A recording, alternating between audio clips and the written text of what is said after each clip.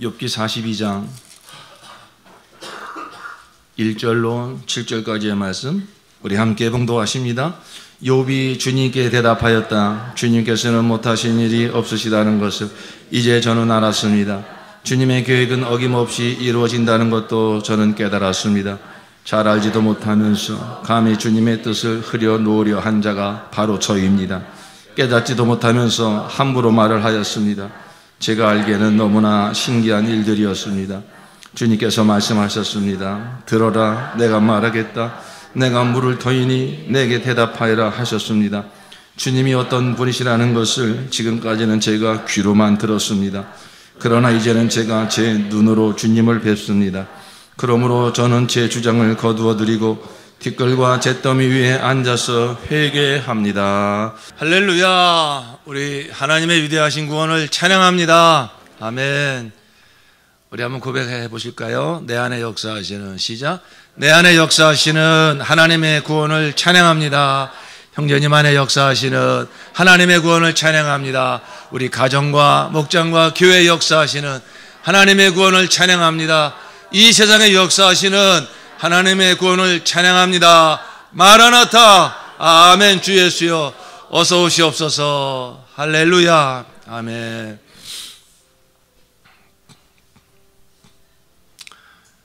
하나님의 구원은 모든 묶임과 사슬에서 우리를 자유케 하신 위대하신 구원입니다. 요한복음 8장에 예수님께서 아브라함의 자손이라고 자랑하는 유대인들을 가리켜서 진리를 알지니 진리가 너희를 자유케 하리라, 그런 말씀하셨어요. 그러자 그 유대인들이 화를 냈습니다. 우리가 종이 된 적이 없는데 뭘 자유하라고 하느냐. 그걸 기분 나쁘게 들은 거예요. 그러자 예수님께서 너희는 마귀의 종이다. 너희가 아브라함의 후손이라고 자랑하는데 진정 참 아브라함의 후손이라면 메시아인 나를 알아보고 내 말을 들을 것이다. 그러나 너는 나를 알아보지 못한다. 너희는 바로 살인자의 아비, 거짓의 아비, 마귀의 자식들이다. 예수님께서 이런 엄청난 말씀을 하셨습니다. 여러분, 하나님께서 우리 사람을 처음 지으셨을 때 우리를 정말 참된 자유를 누리는 존재로 하나님이 우리를 지으셨어요. 그 무엇에도 묶이지 않는, 먹고 입고 마시는 것에, 또 세상 부귀영화에, 그런 것에 묶이지 않는 그런 참 자유로운 존재로 지으셨는데, 근데 그 자유라고 하는 것은 바로 하나님을 나의 하나님으로 인정할 때 하나님 안에서의 자유입니다. 그 하나님을 나의 왕으로 인정하고 그의 통치를 기뻐할 때 하나님 안에서 우리는 정말 하나님처럼 살 수 있는 그러한 놀라운 자유를 누리는 존재로 하나님께서 사람을 지으셨습니다. 근데 예수님께서 이 세상에 오셔가지고 너희는 다 자유가 없는 자다. 너희는 지금 아주 자유롭게 막 돌아다니고 내가 하고 싶은 대로 하고 그러면서 그걸 자유라고 생각하는데 바로 그건 사실은 자유가 아니고 너희는 묶인 자다. 묶인 자다. 그러면서 내가 진정한 자유를 주러 왔다. 진리를 알지니 진리가 너희를 자유케 하리라.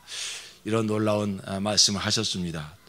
사랑하는 성도 여러분, 여러분 자유하십니까? 정말 자유하십니까? 하나님의 구원은 우리에게 참된 자유를 주시는 구원입니다. 하나님의 구원은 무엇을 주시는 구원이라고요? 자유를 주시는 구원입니다. 그 얘기는 뭐냐면 우리가 구원받기 전에는 무엇인가 묶여 있었다 하는 것입니다. 자유가 없었다는 것입니다.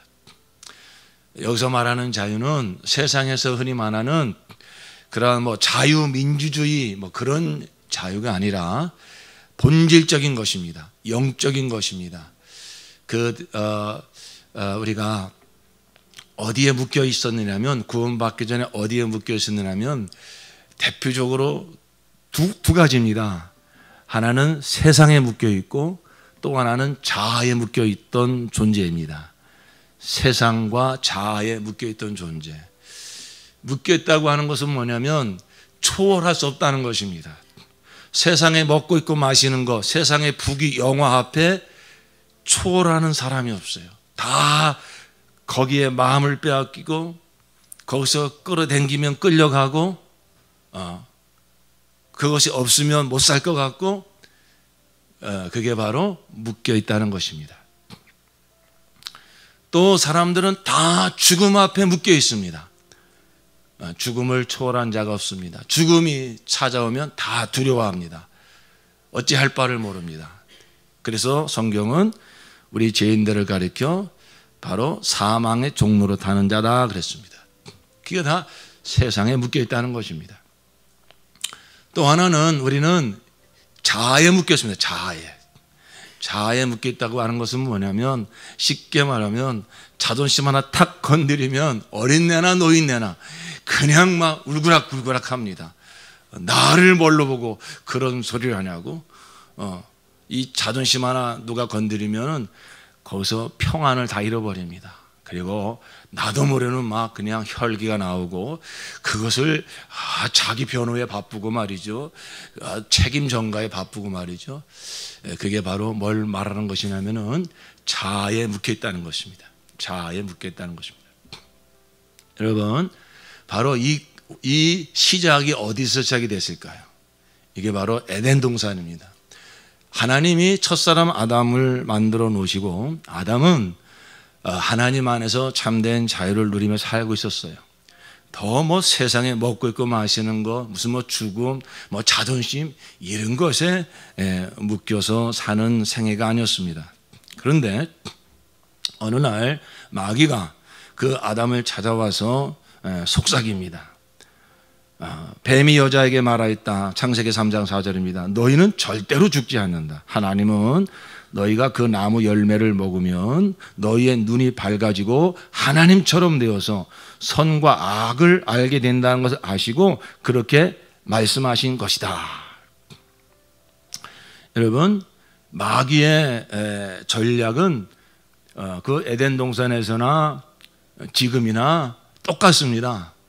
그 마귀의 전략은 뭔지 아십니까? 너무 솔깃한 이러한 말을 우리에게 합니다. 무슨 말이냐면, 네가 하나님 되라. 너 하나님처럼 살 수 있어. 너의 가진 그 지혜, 너의 가진 그 열심, 그것 가지고 넌 얼마든지 네 인생을 행복하게 살 수 있어. 이것이 마귀의 전략입니다. 근데 그것은 진리가 아닙니다. 거짓말입니다. 사람은 하나님을 떠나서 결코 참된 자유와 행복과 평안을 누릴 수 없도록 하나님 안에서 참된 생명과 평안을 누리는 존재로 하나님이 사람을 지으셨습니다. 그러므로 하나님으로부터 떠나는 순간 바로 사망이 들어오고 불행이 들어오고 자유와 평안을 잃어버리는 것이죠. 아니나 다를까 이 마귀의 말을 듣고 선악과를 따먹은 순간 그들에게서 금세 나타난 증세가 무엇인지 아십니까? 창세기 3장 6절 이하에 잘 들어보십시오. 하나님이 그 범죄한 아담과 하와를 찾아봤어요. 아담아, 아담아, 내가 어디 있느냐? 하나님이 찾으십니다. 몰라서 찾으시는 것이 아니에요. 그 타락하여 어찌할 바를 모르는 그 아담을 불쌍히 여기는 마음을 가지고 하나님이 부르시는 것입니다. 그런데 이렇게 대답을 합니다. 저는 벗은 몸인 것이 두려워서 숨었습니다. 그 나무 열매를 내가 먹었느냐? 그 남자는 핑계를 대었다. 그 남자는 핑계를 대었다. 하나님께서 저와 함께 살라고 짝지어 주신 여자, 그 여자가 그 나무 열매를 저에게 주기에 제가 그것을 먹었습니다. 주 하나님이 그 여자에게 물으셨다. 너는 어쩌다가 이런 일을 저질렀느냐? 여자도 핑계를 대었다. 여자도 핑계를 대었다. 뱀이 저를 끼워서 먹었습니다. 여러분, 이걸 원죄라고 그러잖아요. 선악과 속에 무슨 독이 있는 게 아니라 선악과를 따먹었다는 건 뭐냐면 내가 하나님 되리라. 그 마음을 먹은 거예요. 그 마귀가 넣어준 그 마음을 받아들인 거예요. 그걸 먹은 거예요. 그래서 그 순간에 하나님과의 관계가 끊어진 것입니다. 그러자 금세 나타난 증세가 뭐냐면은 자기 변호, 책임 전가하는 겁니다. 제가 잘못했습니다. 제가 하나님 말씀에 불순종하고 제가 선악과 따먹었습니다. 이렇게 무릎을 꿇으면 얼마나 좋을까요? 그런데 내가 스스로 하나님 되려고 하는 이 원죄, 이 죄가 들어오면요, 우리가 이렇게 병이 들어오면 병의 증세가 나타나잖아요. 위암이 발생하면 배가 아프고 소화가 안 되는 증세가 나타나잖아요. 이처럼 이 마귀의 죄, 마귀가 거짓말하여 집어넣은 죄, 네가 하나님 되라. 너 하나님처럼 살 수 있어. 그래서 내가 스스로 살 수 있는 것처럼 제가 이름을 하나 붙여봤는데 하나님병입니다. 하나님병. 세상에서는 왕자병, 공주병 그런 말들 하잖아요. 이게 성경에 보면 이게 하나님병이에요. 마귀가 쑥 집어넣은 거예요. 그걸 원죄라고 하는데 그 병에 딱 걸리면요, 무슨 증세가 나타나냐면은 대표적인 게 자기 변호, 책임 전가입니다. 왜 그럴까요? 나는 틀린 게 없다고 생각하는 거예요. 나는 잘못한 게 없다고 생각하는 거예요. 그러니까 본능적으로 누군가 나를 지적을 하면 너 그거 했어 안 했어? 너 그거 잘못했지? 이런 말을 들으면은 그냥 나도 모르게 불쑥 나오는 게 뭐냐면은 나를 변호하는 겁니다. 그리고 그럴 수밖에 없다고 하는 그 책임을 누군가에게 전가시킵니다. 너무 익숙한 얘기를 우리가 듣고 있죠? 예. 어제도 우리는 그렇게 살았을 거예요. 그런데 이 증세가 언제부터 나타났다고요? 에덴 동산서부터 나타난 거예요. 이건 무슨 병에 걸렸을 때 나타나는 증세라고요? 하나님병. 나는 스스로 살 수 있어. 나는 내가 하나님이야. 말은 그렇게 안 하죠. 그런데 그게 바로 그 사람들이 알지 못하고 마귀한테 전부 속아서 받아들이고 살고 있는 그 원죄입니다. 그래서 사람은 태어날 때부터 아담의 후손으로 태어나기 때문에 육체는 부모의 형질을 받아 태어나지만은 나의 본질인 사람의 본질인 영은 다 아담 한 사람으로부터 유전을 받는 것입니다. 그 영이 모든 사람에게 다 유전되는 것입니다. 그렇기 때문에 동서고금을 막론하고요, 사람은 누가 가르쳐 주지 않아도 조금 자기 생각이 나오면은 그때부터 고집 피웁니다. 그때부터 거짓말합니다. 그때부터 자기 변명합니다. 여러분 어린아이들 키워봐서 아시잖아요. 예? 벌써 조금만 이제 자기 생각이 이렇게 할 줄 알게 되면요, 너 이거 했어 안 했어? 너 이거 잘못했지? 예, 제가 잘못했습니다. 이런 애들 별로 없어요. 누나가, 형아가 너 왜 이렇게 공부를 안 하고 게임만 하냐? 엄마가 뭘 알고 얘기해? 저 공부 다 열심히 하고 잠깐 게임한 건데요. 나도 모르게 순간 거짓말을 합니다. 순간 자기 변호합니다. 여러분, 이것은 너무나 우리가 당연시 여기고 그럴 수도 있지, 아니 사람이 다 그렇게 사는 거지, 그렇게 생각들 하시기 쉽습니다. 근데 우리는 그 뿌리를 살펴봐야 됩니다. 그 뿌리가 바로 뭐냐면은 내가 스스로 살려고 하는 이 마귀의 죄를 받아들인, 바로 내가 하나님처럼 살려고 한, 바로 그것이 근본 뿌리라고 하는 걸 아셔야 됩니다. 그래서 자꾸만 나를 변명하고 나를 변호하고 책임을 전가하려고 하는 거예요. 그렇게 말하는 그 중심에는 나는 잘못 없다는 것입니다. 그럴 만한 이유가 있다는 것입니다. 그게 바로 뭐냐면은 내가 하나님이다. 나는 옳다. 나는 잘못 없다. 이것이 바로 무서운 원죄의 뿌리입니다. 사람들은 다 이 자아의 감옥에 갇혀 있어요. 이 세상의 감옥에 갇혀 있어요. 그 나타나는 증세가 바로 이러한 것입니다.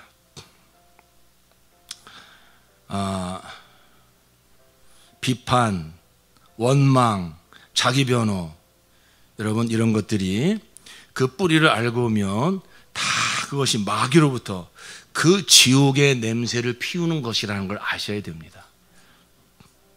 이것이 바로 나는 하나님이라는 생각으로부터 시작된 증세이기 때문이죠. 그래서 우리 이제 사랑하는 성도님들은 이 세상에서 일어나는 이러한 모든 일들, 내 삶에서, 내 마음과 생각에서, 모든 인간관계에서 세상 사람들은 당연한 것처럼 그렇게 속고 속이고 원망하고 불평하고 혈기내고 거짓말하고 자기 변호하고 책임 전가하고 이렇게 살아가는 삶, 우리는 그것을 당연시 여기면 안 되고 이제 하나님의 말씀으로 분별하여서 우리가 구원받았다고 하는 것은 바로 그렇게 살던 그 자아의 감옥에, 세상의 감옥에 갇혀서 그 배후에서 바로 우리의 왕노릇하는, 우리를 세상에 먹고 있고 마시는 것과 부귀영화의 그러한 창살에 가둬놓고, 그리고 이런 자기 변호하고 책임 전가하고 너는 잘못이 없어 이렇게 자아를 부추기는 그 감옥 속에 우리를 가두어 놓고 계속 그런 것들을 부채질하면서 참된 자유가 뭔지 모르고 이렇게 살던 삶에서 우리 주 예수 그리스도의 구원은 십자가에서 피 흘려 죽으심으로 바로 세상 임금 마귀의 권세를 다 진멸하셨으며, 바로 이렇게 자아에 사로잡혀 살던 옛사람을 예수님이 끌어안고 죽으심으로 이 옛사람에서 우리를 구원해 주신 것입니다. 이 세상의 감옥으로부터, 이 자아의 감옥으로부터 나와서 이제 자유롭게 살 수 있는, 정말로 이제 하나님과 교제하며 살 수 있는 이러한 구원을 우리에게 베풀어 주셨습니다.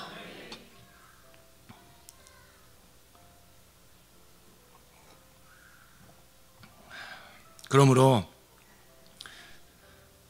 우리 안에서 구원받은 저와 여러분이 오늘 특별히 이 자아의 감옥에 대한 말씀을 드리는 것은, 이 추수감사주일날 뭐 감사에 대한 설교를 왜 안 하시고 좀 이상한 설교를 왜 하시나. 여러분, 우리가 감사를 회복을 하고, 감사를 이렇게 회복을 하더라도요, 이 자아의 문제를 이렇게 분별하지 못하고 이 자아의 이 덫에서 빠져나오는 이 진리를 붙잡지 않으면 금세 또 원망과 불평으로 금세 돌아갑니다.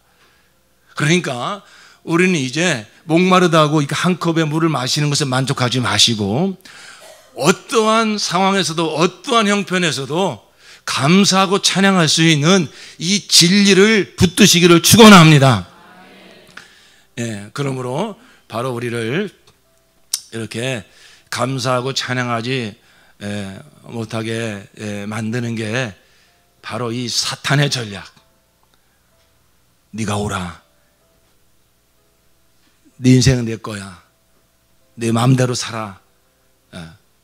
이러한 이 마귀의 그러한 생각이 거짓말이라고 하는 것을 우리는 하나님의 말씀을 통해서 정확하게 분별하고, 그 마귀의 거짓말을 받아들일 때 우리에게서 나타나는 증세가 뭐라고요? 자기 변호, 책임 전가, 원망, 불평, 두려움, 이런 것입니다. 여러분, 단순한 것이 아닙니다. 그 중심에는 내가 하나님이다, 나는 옳다, 나는 잘못한 게 없다, 다 부모님, 엄마 아빠 책임이야, 다 남편 책임이고 아내 책임이고 다 직장 상사 근원 문제고, 우리 부모님이 가난한 탓이고 내가 배우지 못한 탓이고 내 마음 이해해 주지 못하는 그 남편 탓이고. 여러분, 얼마나 우리는 그렇게 살아가기 쉽습니까? 그런데 여러분, 그 중심에는 나는 잘못한 거 없어, 나는 옳아, 나는 내 할 일 다 했어, 내가 뭘 잘못했다고, 왜 나보고 자꾸 그러는 거야. 여러분, 그러한 생각들 중심에 바로 이와 같이 마귀의 그 거짓말, 너 하나님처럼 살 수 있어, 네가 하나님이야, 이러한 그 원죄가 또아리를 틀고 있다는 사실을 꼭 분별하시기를 예수 이름으로 축원합니다. 거기서 스스로 벗어날 자는 아무도 없습니다. 그렇기 때문에 예수님께서 오셔서 진리를 알지니 진리가 너희를 자유케 하리라 그랬어요. 예수님이 이제 정말로 그 모든 세상의 감옥, 자아의 감옥, 마귀의 권세에서 우리를 자유케 하시려고 예수님은 십자가에 달려 피 흘려 죽으신 것입니다. 그래서 예수님이 십자가를 지시기 전에 빌라도 총독 앞에서 심판을 받으십니다. 내가 그리스도냐? 내가 저 유대인들이 너를 고발한 내가 유대인의 왕이냐?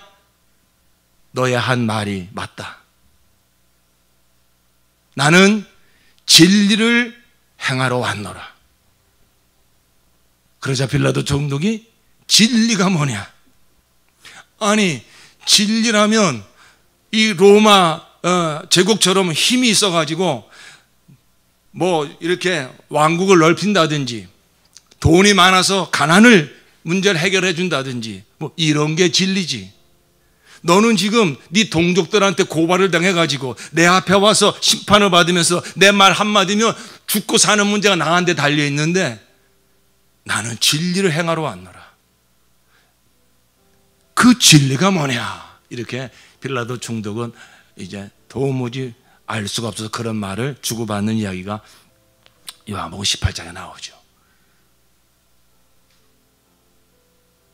여러분, 바로 진리가 무엇이냐면 예수께서 십자가에 피 흘려 죽으심으로 우리의 왕노릇하던 사탄의 권세를 다 진멸하시고 죄와 사망의 법에서 우리를 자유케 하시고 더 이상 이제 우리가 이 세상에 매여 사는 자가 아니 자아에 매여 사는 자가 아니는 예수 그리스도 안에서 참된 자유와 평안을 주시는 것이 진리입니다. 우리는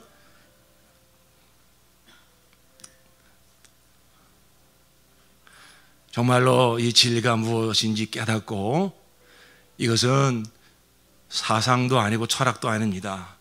날마다 우리의 삶에서 가장 구체적이고 가장 현실적인 삶이에요. 여러분, 돈이 많다고 해서 정말로 그 부부 사이에 참된 평안과 행복을 돈이 가져다 줍니까? 여러분, 자존심 건드려진 것 때문에 속상해하고 스트레스 받는 그 삶에서 여러분의 어떤 지혜가, 여러분의 세상의 명예가 그 문제를 해결해 줍니까? 세상의 그 무엇도 이 자아의 감옥에서 자유케 하는 진리는 없어요. 오직 예수 그리스도의 복음만이, 예수 그리스도의 십자가의 복음만이 우리를 모든 묶음에서 자유케 하십니다. 그러므로 여러분이 삶 속에서 어떤 그 갈등에 부딪힐 때 나도 모르게 쑥 올라오는 이 자기 변호, 책임전과 원망, 불평 이런 것이 올라올 때 이제는 마음을 지키세요. 입을 닫으세요. 그것이 바로 지금 마귀가 내 마음을 움직여서 이제 나를 여전히 자아의 감옥에 가두고 나가지 못하도록 역사하는 사탄의 역사라는 것을 여러분 꼭 기억하시고 그 순간에 그 원망을 내뱉지 마시고 책임전과 자기 변호, 거짓말을 내뱉지 마시고 이것이 바로 내가 하나님 되어 살던 증세인데, 이게 바로 옛사람이 살던 증세인데, 나는 잘못 없다고 생각하던, 그렇게 생각하며 살던 이 옛사람이 살던 방식인데 내가 구원받았음에도 불구하고 또 여전히 그 옛사람의 근성이 나오려고 하는구나. 그 순간에 우리는 이것을 영적으로 딱 분별하고 주 앞에 무릎을 꿇어서 남을 원망할 것이 아니라, 책임을 전가할 것이 아니라, 하나님, 내가 또 하나님 노릇하려고 합니다. 내가 또 왕 노릇하려고 합니다. 하나님, 제 잘못입니다. 제가 잘못했습니다. 저를 용서하여 주시옵소서. 주님 앞에 무릎을 팍 꿇으시기를 예수 이름으로 축원합니다. 여러분, 그것이 우리가 자유케 되는 비결이에요. 다른 길이 없습니다. 억울하죠. 남 탓하고 싶죠. 남편 탓하고 싶죠. 그런데 그건 다 마귀한테 속으면서 사는 거예요. 계속 마귀한테 잡히는 거예요. 계속 자아라는 감옥에서 나오지 못하고 거기서 여전히 맴도는 그러한 안타까운 삶을 사는 거예요. 자, 우리가 정말 이해가 안 되는 일을 만나도 내 마음속에서 원망과 불평이 올라오고 남 탓하고 싶고 책임 전가하고 싶은 마음이 올라올 때 마귀는 계속 합리화시킵니다. 너 그럴만해. 더 이상 참지 마. 그런 자기 합리화, 자기가 품는 생각에 대하여 누구를 원망하고 누구를 탓하고 싶은 그 마음을 계속 합리화시켜주는 그 배후에서 역사하는 자가 사탄이라는 사실을 알아야 돼요. 거기서 벗어나는 길은 다른 거 없어요. 다 이해가 안 돼도 내가 왜 이런 무시를 당해야 되고 내가 왜 이런 멸시를 당해야 되고 내가 왜 이런 소리를 들어야 되나, 그런 생각이 한쪽에서 막 치받아 올라온다 할지라도 이제 우리는 정말 이것을 영적으로 분별하고 이렇게 생각하며 사는 근본 뿌리는 내가 하나님이다. 이 마귀 말을 받아들인 이게 원죄에서 나오는 증세구나 라는 것을 분명히 깨닫고 그 순간에 하나님께 무릎을 꿇어서 내가 하나님처럼 또 살려고 합니다. 하나님, 이 죄를 용서하여 주시옵소서. 이런 소리를 듣는 거 제 책임입니다.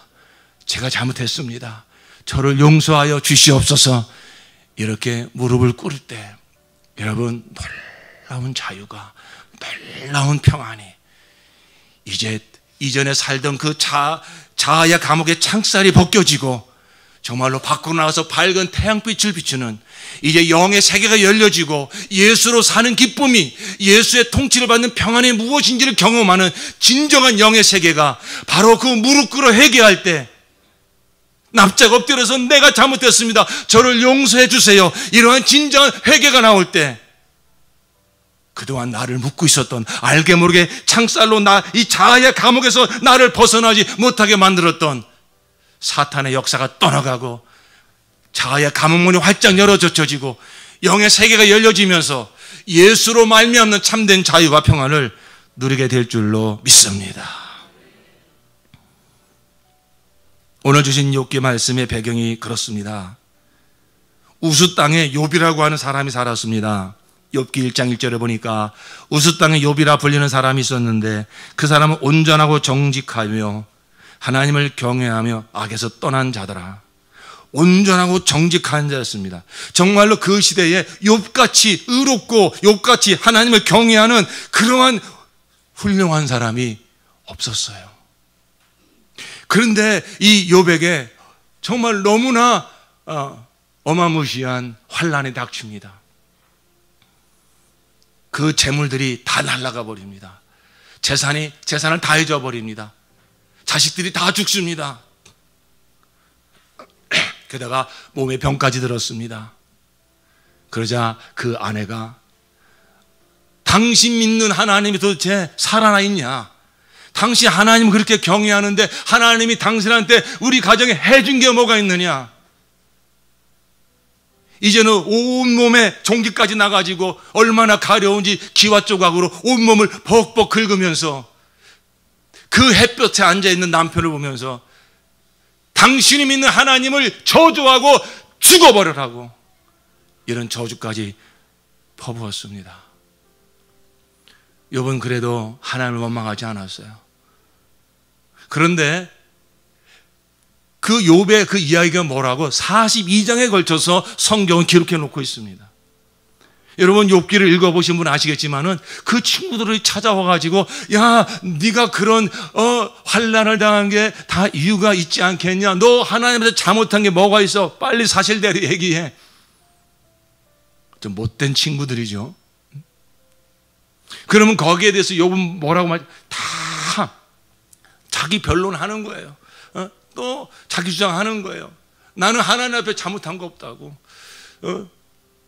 그러자 또 친구들은 와가지고 또 그 계속 주고받는 이야기가 계속 42장 내내 나타나고 있어요. 그런데 그러면서 욥은 하나님을 원망을 직접 하지는 못하지만 간접적으로 하나님 원망합니다. 나의 태어난 날이 차라리 저주를 받았으며 막 이런 식으로 어떤 자기를 자책을 하고 주위에 있는 피조물들을 막 원망하고 하나님이 살아계시면 이럴 수 있냐 이런 말은 차마 못하니까 간접적으로 하나님 난 도무지 이해할 수 없어요. 내가 하나님을 얼마나 경외하며 살았는데 왜 나한테 이런 일이 생기는 겁니까? 그런 마음을 그렇게 우회적으로 이제 원망을 하죠. 하나님께서 계속 지켜보시다가 그걸 마귀한테 허락을 했어요. 욥이 하나님 당신을 괜히 이렇게 경외하는지 아십니까? 하나님께서 저 사람을 막 그냥 축복하시니까 재산도 늘어나고 자식도 잘 되고 그러니까 하나님을 저렇게 경외하는 거죠. 그런 거 다 걷어가 보십시오. 하나님 분명히 원망할 겁니다. 그래 네 그 목숨만은 건드리지 말고 그럼 허락을 했어요. 그래서 그 모든 것이 다 날아간 것입니다. 자, 여러분 욥의 이야기만 아니라 이 욥의 이야기를 이렇게 많이 기록해 놓은 것은 우리의 일상에 너무 이것이 근접한 이야기 때문입니다. 이제 나의 이야기로 한번 여러분 들어보세요. 그러자 하나님께서 욥기 38장에 가가지고 하나님이 드디어 이제 계속 참으시다가 욥에게 나타나서 말씀하시는 거예요. 한 150가지 넘는 질문을 막 쏟아 부으십니다. 뭐 이런 질문하십니다. 내가 땅에 기초를 놓을 때에 내가 거기에 있기라도 하였느냐? 내가 그처럼 많이 알면 내 물음에 대답해 보아라. 누가 이 땅을 설계하였는지 너는 아느냐? 누가 그 위에 측량줄을 띄웠는지 너는 아느냐? 무엇이 땅을 버티는 기둥을 잡고 있느냐? 누가 땅에 주춧돌을 놓았느냐? 너의 지금 그 인격과 너의 그 양심과 너의 지혜를 가지고 나에게 벌어진 일이 도무지 나는 이해할 수가 없다고. 아니 하나님이 어떻게 나한테 이럴 수 있냐고. 도무지 나는 받아들일 수 없다고. 그 마음을 하나님이 이제 다 보고 계신 거예요. 그러면 네가 모든 것을 다 알고 있기 때문에 내 상식선에서 내 지혜를 내가 알고 있는 지식에서는 이건 이해할 수 없는 일이야. 그렇게 너의 그 지혜를 너의 그 이성을 그렇게 신뢰 안 하는데 그래 그러면 네가 똑똑하다 모든 것을 알고 네가 선과 악을 다 분별할 수 있다고 하는 내 지혜에 대해서 내가 물어보겠다. 그러면서 하나님께서 이런 막 질문을 하시는 거예요. 막 이런 얘기도 하십니다. 38장 10절에 보니까 바다가 넘지 못하게 금을 그어놓고 바다를 가두고 문빗장을 지른 것은 바로 나다.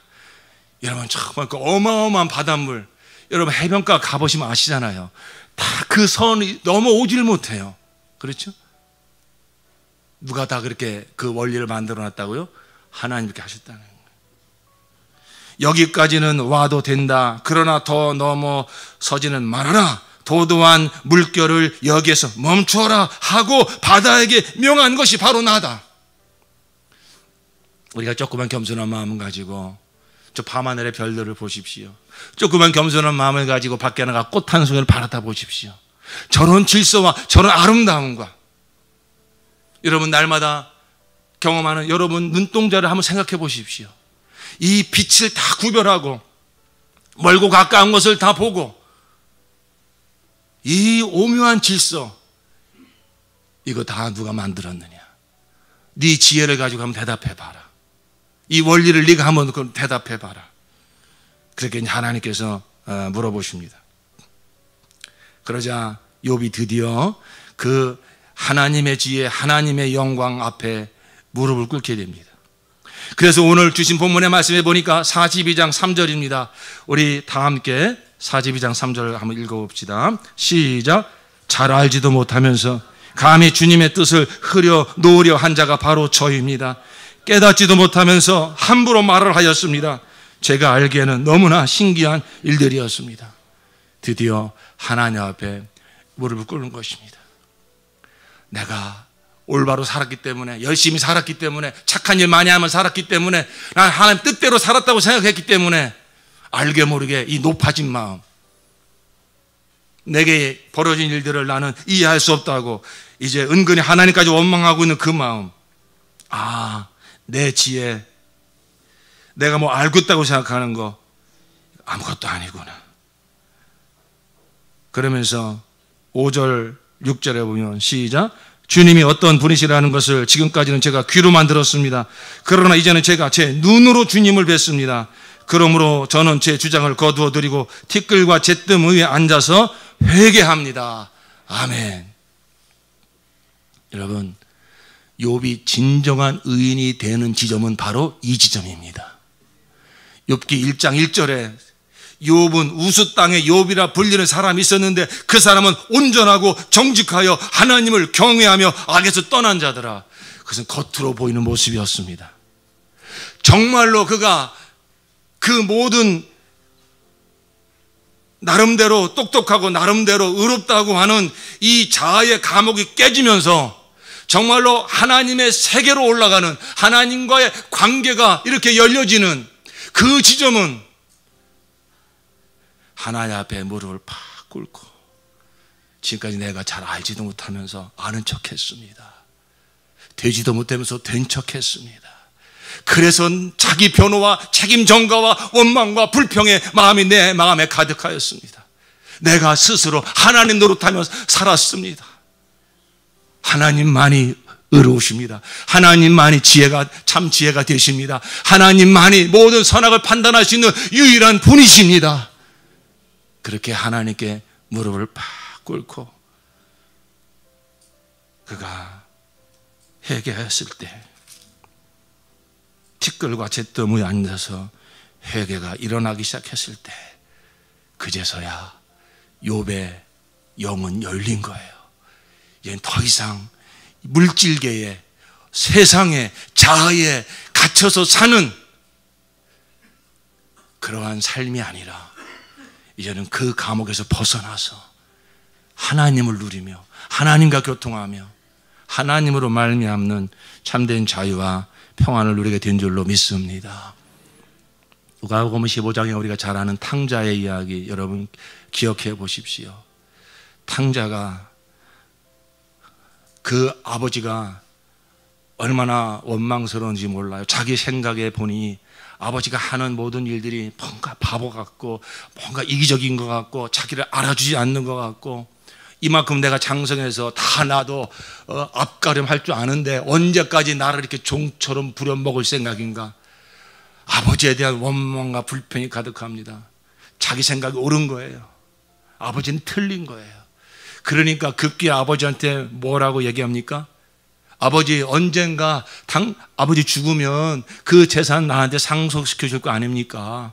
나 이제 내 앞가름 똑바로 할 줄 아니까 그 재산 내놓으시오. 이런 불효자가 어디 있습니까? 그런데 탕자는 그런 말을 할 때 자기가 잘못한다는 생각을 눈꼽만치도 하지 않습니다. 내가 옳은 거예요. 아버지가 뭘 모르는 거예요. 여러분, 이게 바로 하나님을 향한 우리의 이런 자세예요.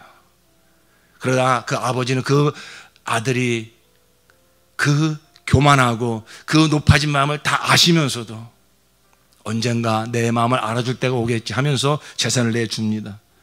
탕자는 이제 집 밖에 나가서 그 재산을 자기 물 쓰듯이 씁니다. 야, 이게 자유구나, 이게 자유구나. 그러나 얼마 가지 않아서 그 재산이 다 날아가 버리죠. 그리고 나중에 이제 돼지나 먹는 쥐엄 열매를 먹다가, 야, 내가 지금 무슨 꼴인가. 그러고 아버지 집으로 돌아갈 생각을 합니다. 드디어 아버지 집으로 돌아와서 아버지를 만났을 때 그가 하는 얘기가 뭡니까? 하늘과 아버지께 죄를 얻었으니 나는 아들이라 일컬음을 감당치 못하겠습니다. 다 나의 잘못입니다. 내가 잘못했습니다. 내가 교만했습니다. 내가 알지도 못하면서 아는 척했습니다. 아버지를 무시했습니다. 그 욥이 티끌과 잿더미 위에 앉아서 회개하는 그 지점이 정말로 욥이 의인이 되는 지점이고 하나님과 만나는 지점인 것처럼 이 탕자도 내가 하나님과 아버지께 죄를 얻었사오니 나는 감히 아들이라 일컬음을 감당치 못하겠습니다. 여기에 무슨 자기 변호가 있습니까? 여기에 무슨 책임 전가가 있습니까? 여기에 무슨 원망과 불평이 있습니까? 내가 교만한 놈이다. 내가 정말로 죽일 놈이다. 그러면서 하나님 앞에 무릎을 꿇고 전적으로 회개할 때 그는 정말로 죽었다가 내 아들이 다시 살아 돌아왔구나. 아버지의 환대를 받고 그제서야 그는 아버지의 사랑을 알고 아버지의 마음을 알고 그때부터 그는 아버지가 무슨 일을 시켜도 좋으신 아버지, 좋은 아버지, 우리 아버지 같은 아버지가 어디 있어? 그러면서 그는 아버지가 밭에 가서 밭을 갈라고 하더라도 정 같았으면 입이 이만큼 나왔을 것입니다. 그러나 이제는 내가 정말로 죄인인 걸 알았기 때문에 그 죄를 고백한 순간에 아버지와의 관계가 트인 거예요. 아버지의 마음이 열린 거예요. 아버지의 사랑이 무엇인지 알게 된 거예요. 그렇기 때문에 그는 무슨 일을 하더라도 감사한 마음으로 그저 감사가 넘치면서 그 아버지를 찬양하면서 살아가게 된 줄로 믿습니다.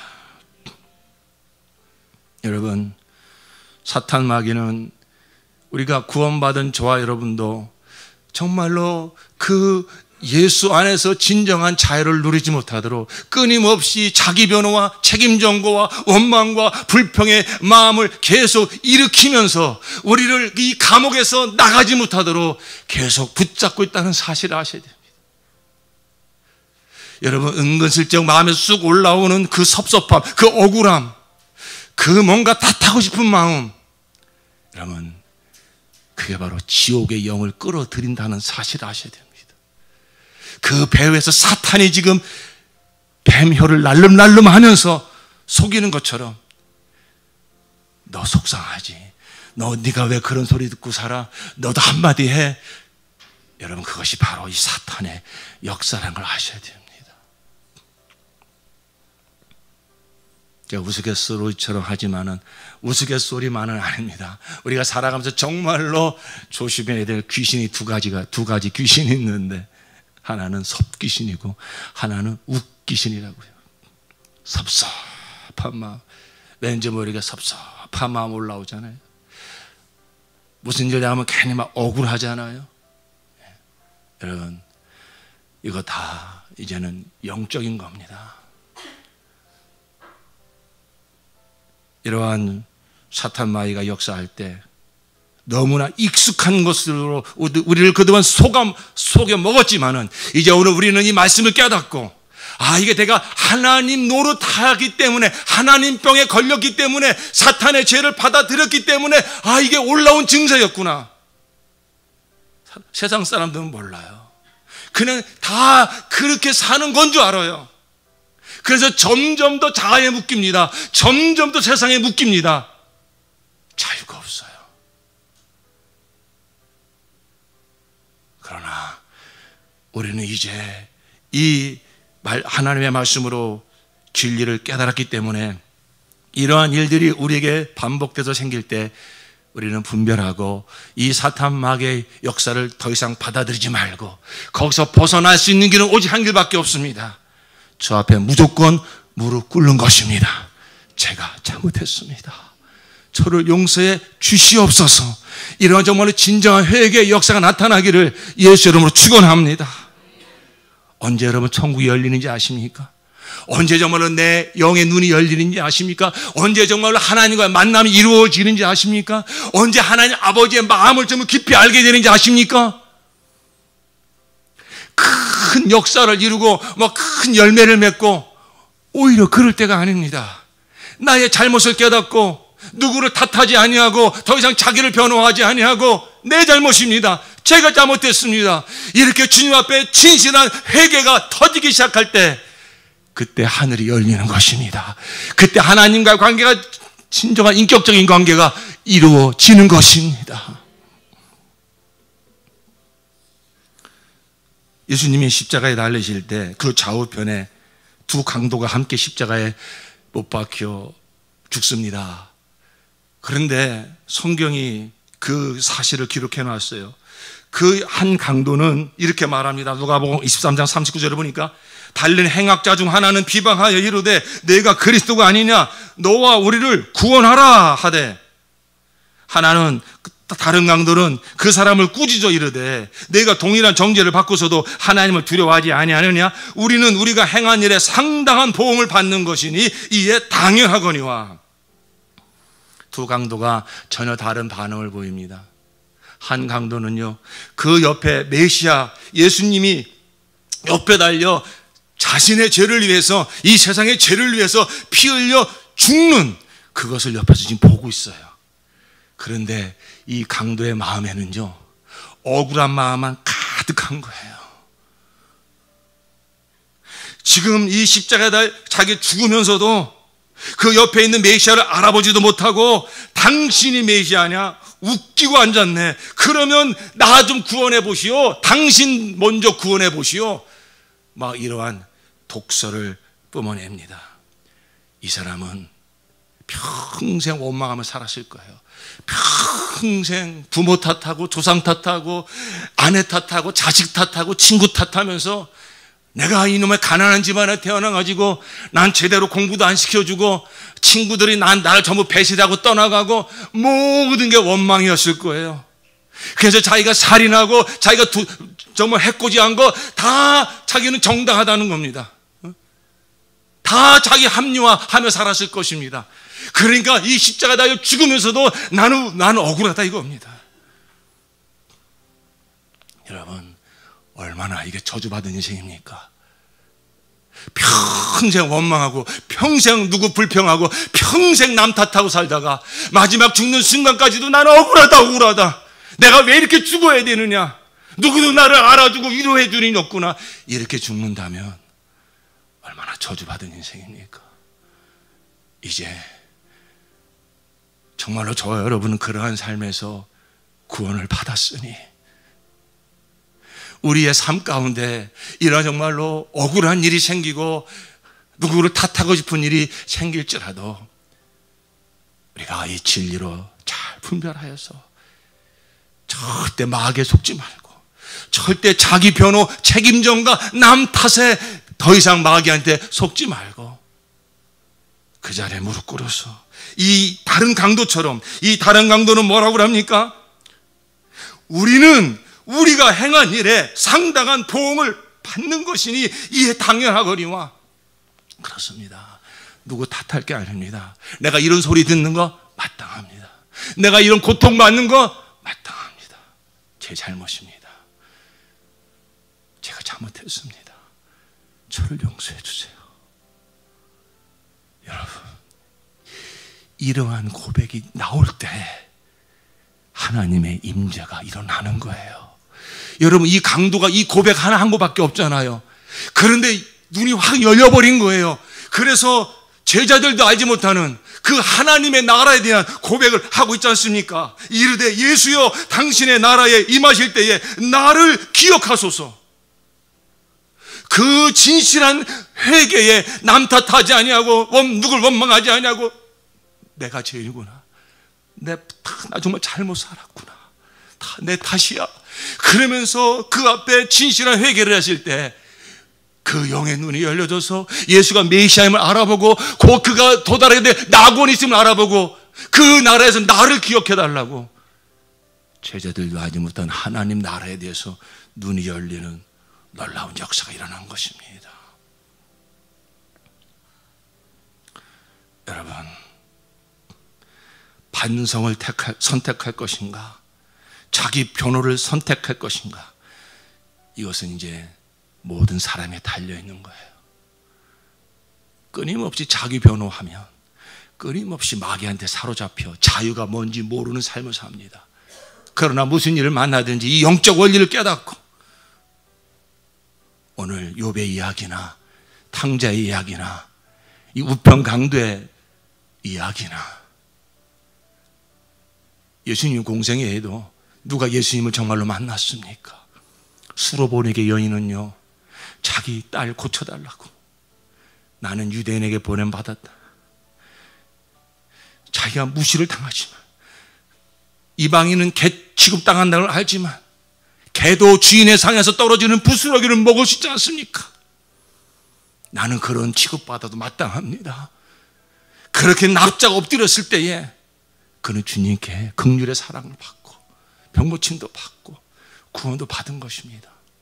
여러분, 마음이 높아져 있는 사람이 절대 못하는 게 있습니다. 뭔지 아십니까? 회개와 감사를 못해요. 내 잘못 없다는 겁니다. 마음이 높아져 있는 사람은 감사가 보이질 않아요. 그러나 마음이 낮아진 사람은 다 내 탓이고 내 잘못이에요. 내가 제대로 사랑하지 못하고 제대로 품지 못하고 참아주지 못해서 우리 남편이 저렇게 마음이 굳어져 있구나, 저렇게 마음은 열지 않는구나, 내가 더 온유와 겸손으로 품지 못해서 저 자식들이 저렇게 아빠한테 마음의 문을 열지 않는구나. 정말로 이것은 도덕과 윤리적인 기준에서 깨닫는 게 아니라 말씀을 우리가 복음을 알고 보니 이 뿌리가 뭐냐? 마귀한테 속아서 내가 하나님 노릇한 거예요. 내가 왕 노릇한 거예요. 내가 법이요, 내가 의요. 그 생각에서 나오는 게 뭐요? 짜증이요, 신경질이요, 원망이요, 불평이요, 남 탓이요, 책임전가요. 그건 증세에 불과한 겁니다. 그 뿌리가 뭐냐? 내가 하나님이라는 거예요. 내가 법이라는 거예요. 내가 옳다는 거예요. 그 생각을 누가 집어넣었다고요? 마귀가 집어넣은 거예요. 여기서 벗어나지 않는 한 끊임없이 이 자아와 세상의 감옥에서 벗어나지 못합니다. 근데 우리 예수님께서 십자가에 피 흘려 죽으심으로 우리를 묶고 있던 사탄의 권세를 진멸하였으며 우리를 묶고 있던 이 자아의 감옥을, 세상의 감옥을 활짝 열어 놓으셨습니다. 이제 우리 이 사실을 깨닫고 내 마음에서 자기 변호와 책임전가가 올라올 때 마귀는 계속 감옥에 가두려고 하는 작전입니다. 거기에 속지 맙시다. 그 순간 우리가 행할 일은 무엇이라고요? 제가 잘못했습니다. 저를 용서해 주세요. 남편 탓하지 마세요. 자식 탓하지 마세요. 부모 탓하지 마세요. 다 내가 하나님 너도 하려고 했기 때문에, 그것 때문에 남편과 아내와 자식과 부모가 상처받은 거예요. 그래서 그런 식으로 대드는 거예요. 그런 식으로 불쑥 내지르는 거예요. 내가 정말로 온유와 겸손으로 사랑으로 늘 품었다면 가족들이 그렇게 반응 안 하죠. 다 내 생각에 내가 속은 거예요. 내가 옳다는 생각 때문에 기도하지도 않고 그냥 내 감정대로 막 혈기 부리고 분노 지르고 내 감정대로 쏟아붓고 그런 것들이 쌓여서 가족들이 나한테 그러는 거예요. 이제 우리는 이번 추수감사절을 맞이해서 정말로 욥처럼 내 생각에 사로잡힐 때는 할 말이 많고 왜 나한테 이런 일이 생기나 따지고 싶고 다 남 탓이고 나를 변호하고 싶은 마음에 많이 속았습니다만 이제 그거 다 내려놓고 그 뿌리가 내가 왕노로 내가 하나님 노릇 하려고 했기 때문에 그런 일이 생겼구나. 이제 예수님께서 그 모든 죄에서 나를 해결해 주셨으니 그는 아무런 죄가 없지만 억울하다면 예수님처럼 억울한 분이 어디 있습니까? 아무런 죄가 없으신 분이 그 내 모든 죄를 끌어안고 십자가에 피 흘려 죽으신 것처럼 우리도 그 예수님을 본받아서 이제 나는 죽고 예수로 사는 무슨 일을 만난다 할지라도 여러분 마음속에서 원망과 불평과 자기 변호와 책임 전가하고 싶은 마음이 올라올 때 이제 딱 마음을 지키시고 그 순간이 바로 예수님을 인격적으로 만날 수 있는 영의 세계가 열려질 수 있는 진정한 자유의 세계로 나아갈 수 있는 더 이상 나를 묶고 있는 자아의 감옥, 세상의 감옥에 갇혀 사는 삶이 아니라 이제 그 감옥에서 벗어나서 무슨 일을 만나도 감사와 찬양하며 살 수 있는 참된 자유를 누릴 수 있는 그 은혜를 주시려고 그 복을 주시려고 그 지점이라는 걸 깨닫고 절대 자기 변호하지 마시고 책임 전가하지 마시고 제가 잘못했습니다. 내가 하나님 노릇했습니다. 무릎 꿇고 회개할 때 하나님이 약속하신 놀라운 자유와 평안이 우리에게 부어질 줄로 믿습니다. 기도합시다. 이 시간 고백하며 결단합시다. 주님, 내가 이 자기 변호의 영으로부터 벗어나고 자유케 되기를 원합니다. 주님의 영으로 묶여지기를 원합니다. 이 옛사람의 본능의 묶임에서 이제 벗어나기를 원합니다. 이 묶임에서 풀려나기를 원합니다.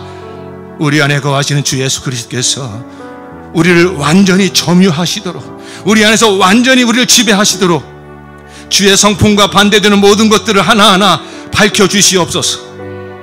바쁘고 급하고 쫓기는 마음, 거칠고 완악한 태도, 거칠고 사나운 말투, 냉정한 표정, 서운한 마음, 원망, 삐지는 거, 속상해하고 억울해하고 불쾌한 마음을 품는 거, 판단하는 마음을 가지는 거, 억울하다고 계속 자기를 비호하고 변호하는 그런 것들, 주님, 우리 안에 주님을 불편하시게 하는 많은 날카로운 가시들이 있습니다.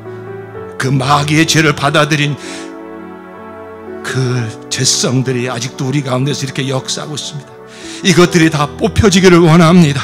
하나둘 뽑히고 사라지고 우리 안에 주님께서 주시는 평강의 물결, 사랑의 물결, 진정한 자유가 내 심령 가운데 이루어지기를 원합니다.